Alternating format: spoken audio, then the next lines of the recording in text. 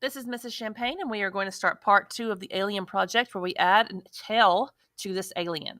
The first step is going to be to add a brand new clean background. Over here in your layers panel, you look in the bottom right hand corner, you see this button that looks like a sheet of paper with the corner folded up. That is your new layer button. I'm going to click on the new layer button and I get a plain, clean, blank layer. I'm going to turn off the other 2 layers by clicking the eyeball so that all we can see in our workspace is an empty blank layer. The first thing we need to do is draw the tail.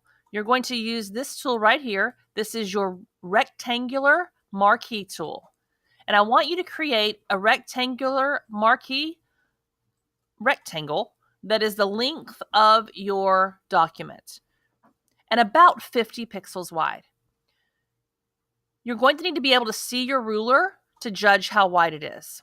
If you go to View, Rulers, and you make sure this is checked, that's how you ensure that you have a ruler at the top. If your ruler comes up in inches instead of pixels, you can right-click on the ruler and change it to pixels. Then you are ready to drag. I'm going to start at 50. I don't want to start all the way over here at 0. I'm going to start at 50 to give myself a little bit of space to work, over to 100, about, and go all the way down my paper. It does not have to be exact. Mine, you can see I did get it 50 pixels wide, but if you're a little bit off, your alien will turn out just fine. Now we're going to add a gradient inside of this rectangle that we just made. Here is my gradient tool. I'm going to click on that. I'm going to come up here to my tool properties. I'm going to choose the first type of gradient. It's foreground to background is what that is called. And over here, we have this. We can check our other tools. I want the reflected gradient. My mode is normal. My opacity is 100. And this is the tricky part. You're going to come down into the tail and you're just going to make a line, straight line from left to right. If your line is diagonal at all, then you will end up with a diagonal gradient. See, mine was a little bit diagonal, so I'm just trying again to get my line as straight as possible so we can look like we have a realistic looking tail, hopefully, by the end. Once you've made your gradient, it's time for us to make this tail pointy by changing the perspective of the tail. I will go to Edit, Transform, Perspective. These little boxes around your tail, those are called handles. I'm going to grab the bottom right handle and pull it over to the middle so that my tail makes a point. Now for this next step, we need to deselect the tail. I'm going to hit Enter to apply that transformation of the pointy tail. Select, deselect to deselect my tail. Now I'm going to curve it. Filter, Distort, Shear. I have a little box here at the bottom that can show me what I'm doing. As I curve this tail, don't go, watch the preview box. Don't let your tail get split up like that. Curve it, but make sure it stays within the preview box. Once you have your tail curved to your liking, you can click OK. Now we're going to turn our tail green to match the skin. I'm going to go ahead and turn on my layer of my alien so I can see his skin color.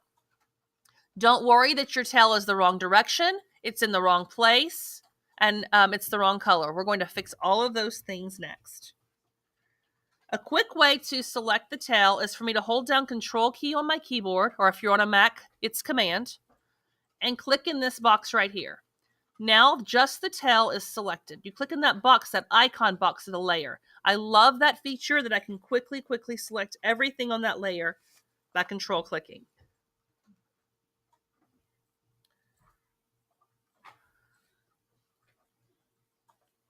Let's change the color first. Image, Adjustments, Hue and Saturation. It's the same way you change the skin.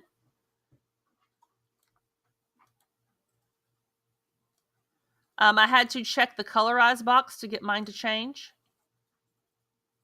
Once I find a shade of the tail that I am happy with, I will click OK.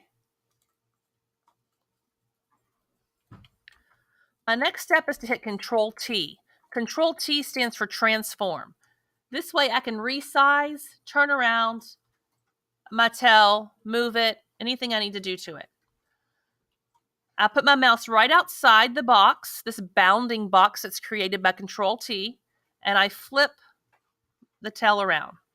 Yes, my tail is still not quite in the right place, but that's okay. I'm just getting it facing the right direction and moving it over to where I want it to be. I think I would like his tail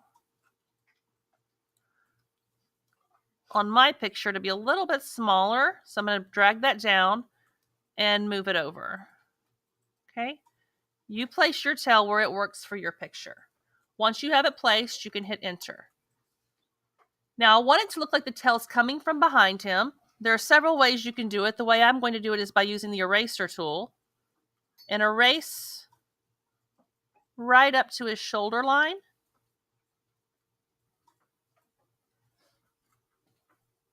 I got a little bit too far. Always helpful to zoom in. Maybe I'll make my eraser a little bit bigger.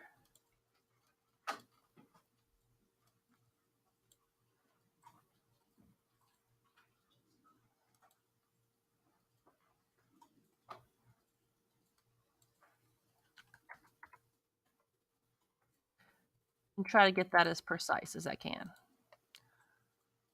Select, deselect. If you can see, I still left some tail that I didn't get erased very well, so I'm going to clean that up. Go back down. And now I have successfully created an alien.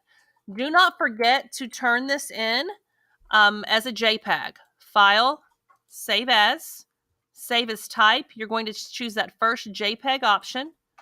Place it in your H drive. Call it your name, alien.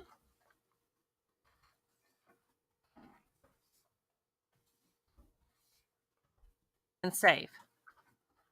You will then submit that JPEG file from your H drive into Schoology to turn in to be graded. Thank you for listening and have fun.